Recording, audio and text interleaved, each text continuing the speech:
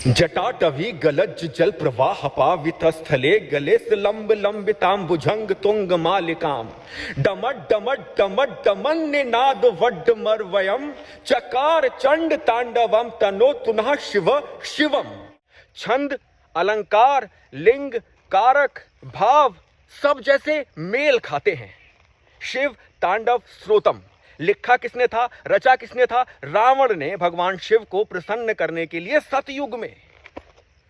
सनातन कितना प्राचीन है आप इससे ही जान सकते हैं कि इस स्त्रोतम का जो लिखना रचना अपने आप में असंभव है, कोई भी उसका श्रेय ले सकता था कि मैंने लिखा है, देखो कितना अच्छा लिखा है, परंतु ऐसा हुआ नहीं। अब लोगों को यह कैसे पता लगा कि ये रावण ने लिखा है, रावण द्वारा रचा गया है? तो माना जाता है कि जब भगवान शिव की आराधना कर रहा था रावण तलहटी में कैलाश पर्वत की, तो वहां पर और भी ऋषि मुनि तपस्या कर रहे थे।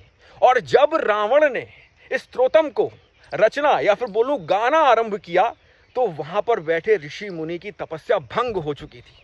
वो जैसे मंत्र मुग्ध हो गए थे और वो सोच रहे थे कि जब हम अपने आप को नहीं रोक पा रहे हैं तो भगवान शिव जो स्वयं भगवान हैं वो कैसे रोक पाएंगे?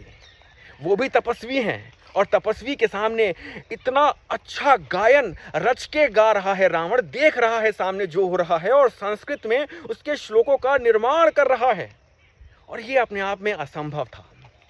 तो रावण द्वारा रचित ये स्त्रोतम हम तक कैसे पहुंचा? तो तलहटी में जो ऋषि मुनि थे वहां पर उन्होंने इस स्त्रोतम को स्मरण किया, याद किया, और फिर उन्होंने अपने आने वाले शिष्यों को, भक्तों को इसके बारे में बताया। परंतु विचार करने योग्य बात यह है कि सनातन कितना प्राचीन है। उस भाव को, जिस भाव को रावण ने रचा, उसका श्रेय किसी ऋषि मुनि ने नहीं लिया।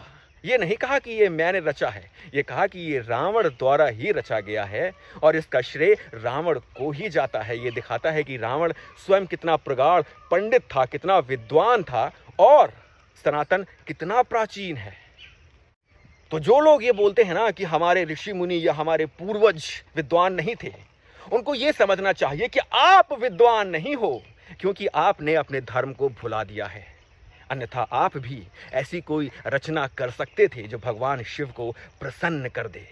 इस शिवरात्रि प्रयास कीजिए। हर हर महादेव।